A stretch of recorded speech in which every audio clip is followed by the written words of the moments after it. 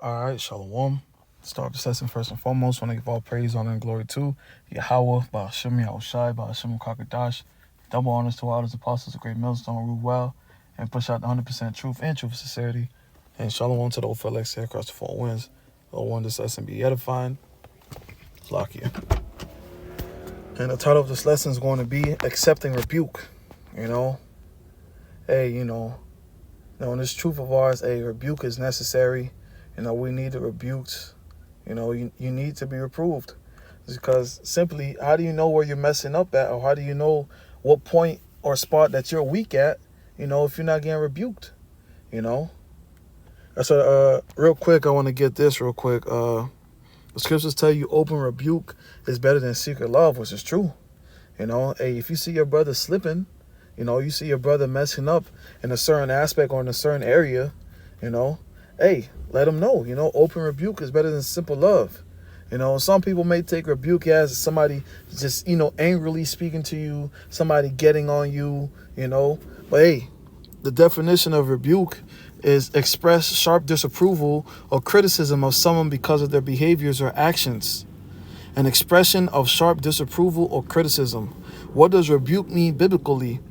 It's one of those words you can use to muscle your way around spiritually. A rebuke is simply a sharp form of criticism or disapproval. It's basically a biblical way to say this is not cool and needs to stop now. That's right. And we're walking on a straight gate, man.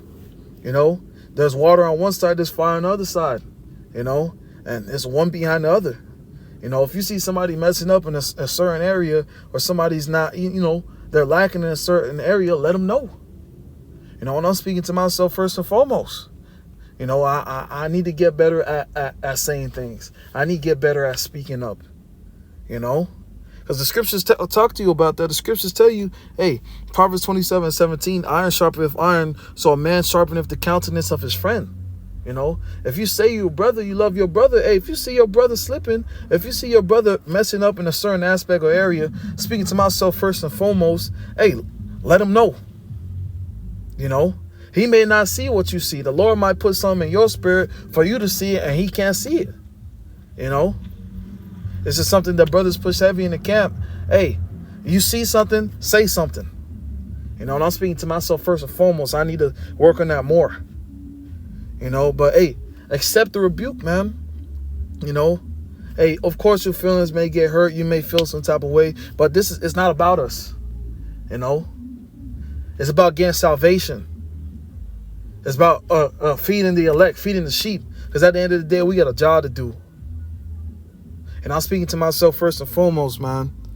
This is the book of Proverbs chapter 15, verse 32. He that refuseth instruction despiseth his own soul, but he that heareth reproof getteth understanding. That's right. When you hear reproof, you get understanding. You understand, okay, hey, I'm great in this area. I'm great in that area. This area or this aspect needs tackling. Oh man, I could have died here. I could have messed up here. Reproof is needed. It's necessary. Just as a father, when they reprimand their child for doing something, that they're not supposed to do, hey, that child knows now not to do that because that reproof. And the Lord deals with us as sons. He chastises us for the things that we do. He reproves us. Sometimes the Lord might put in a brother's spirit to come rebuke you. Hey, once again, but he that heareth reproof getteth understanding. Get the understanding. And I'm speaking to myself first and foremost. The next precept that I wanted to grab is Proverbs 8:33. Hear instruction and be wise and refuse it not.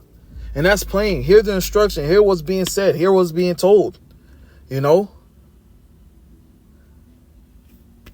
Hear instruction, be wise and refuse it not. Listen. Speaking to myself first and foremost. Listen. Accept the rebuke. And we're not perfect in this truth. You're not perfect to not get reproof. If you was perfect, you would have been on the chariots. If you was perfect, you would have been with Yahushai.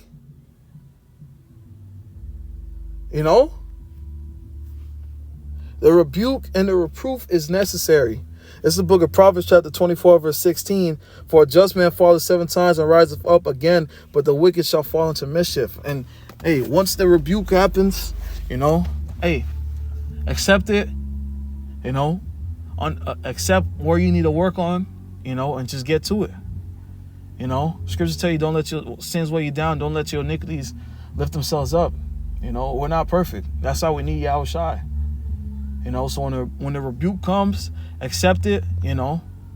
Hey, get back up and keep fighting. The show keeps rolling, man. Get up and keep fighting. You know, speaking to myself first and foremost. You know, with that being said, I want to give all praise, honor, and glory to Yahweh, Ba'ashem, Yahushai, Ba'ashem, Krakadash. Double honors to our elders and apostles, great millstone, rule well, and push out 100% truth and truth, sincerity. And shalom to the old for elect here across the 4 winds. Lord, this lesson was edifying. Until the next time, shalom.